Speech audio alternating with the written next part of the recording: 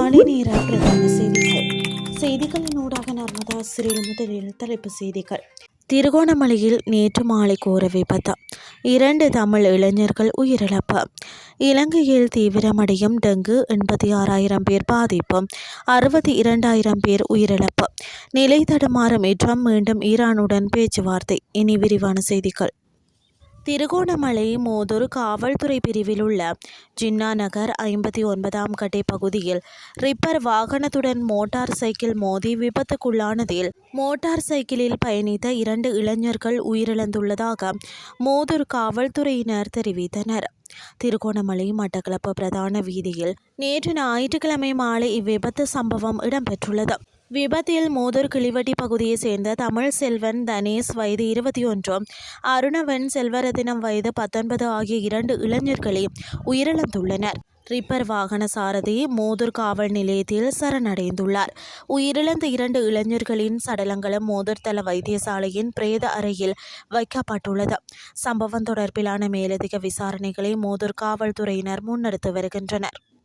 வருடத்தின் ஆரம்பம் முதல் இதுவரை நாட்டில் பதிவான ஒட்டுமொத்த டெங்கு நோயாளிகளின் எண்ணிக்கை 86ஆக பதிவாகியுள்ளது. தேசிய டெங்கு ஒழிப்பு பிரிவு வெளியிட்டுள்ள புதிய அறிக்கையிலேயே இத்தகவல் தெரிவிக்கப்பட்டுள்ளது.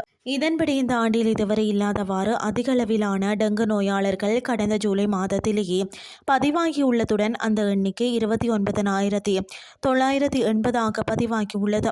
இதனிடையே ஆகஸ்ட் மாதத்தில் கடந்து சென்ற 2 நாட்களில் 646 டெங்கு நோயாளர்கள் பதிவாகியுள்ளனர். இவர்களில் அதிகளவிலான நோயாளர்கள் மேல் மாகாணத்தின் கம்பகா மாவட்டத்திலேயே பதிவாகியுள்ளதாக தேசிய டெங்கு கட்டுப்பாட்டு பிரிவு குறிப்பிட்டுள்ளது. இதன்படி கம்பகா மாவட்டத்தில் பதிவாகியுள்ள நோயாளிகளின் எண்ணிக்கை 18,249ஆக, இரண்டாவதாக அதிகளவிலான நோயாளர்கள் கொழும்பு மாவட்டத்திலேயே பதிவாகியுள்ளதுடன் அந்த எண்ணிக்கை 17,048ஆக குறிப்பிடப்படுகிறது.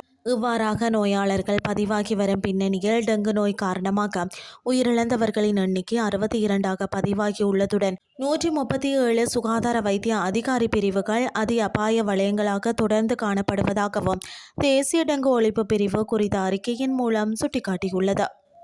இனி வெளிநாட்டு செய்திகள். ஈரானுடனான அமைதி பேச்சுவார்த்தைகள் இன்று திங்கட்கிழமை மீண்டும் தொடங்கும் என்றும் அமெரிக்க ஜனாதிபதி டொனால்ட் ட்ரம்ப் தெரிவித்துள்ளார். ஈரான் மீதான பெரும் தாக்குதலை ரத்து செய்ததாக கூறியதை தொடர்ந்து அவரின் இந்த அறிவிப்பு வெளியாகியுள்ளது. ஏர்போர்ஸ் ஒன் விமானத்தில் செய்தியாளர்களிடம் பேசிய ட்ரம்ப், தாக்குதல் உருவானதை அவர்கள் கண்டதால் அதன் தீவிரத்தை அவர்கள் அறிந்திருந்தனர். இப்போது நாங்கள் அவர்களுடன் பேச்சுவார்த்தை வடிவில் பேசிக் கொண்டிருக்கிறோம். அது நாளை மதியம் தொடங்குகிறது. என்ன நடக்கிறது என்று பார்ப்போம் என்று கூறியுள்ளார். சவுதி அரேபியா, ஐக்கிய அரபு அமீரகம், கத்தார் போன்ற நட்பு நாடுகளும் ஈரானுடன் திட்டமிடப்பட்ட தாக்குதலை ரத்து செய்யுமாறு தன்னிடம் கேட்டுக்கொண்டதாக ட்ரம்ப் முன்னதாக தெரிவித்திருந்தார். எனினும் திட்டமிடப்பட்ட தாக்குதலை நிறுத்துமாறு ட்ரம்பிடம் தாங்கள் கோரிக்கை விடுக்கவில்லை என ஈரானிய அரசு ஊடகங்கள் மறுத்துள்ளன. ஈரானின் அரை அரசு செய்தி நிறுவனம் முட்டாள், ட்ரம்பிற்கு சக்தி தீர்ந்துவிட்டது என விமர்சித்து பதிவிட்டுள்ளமை குறிப்பிடத்தக்கது. இத்துடன் செய்திகள் யாவும் நிறைவடைகின்றது. அடுத்த இரவு 8:30 எதிர்பாருங்கள். நன்றி.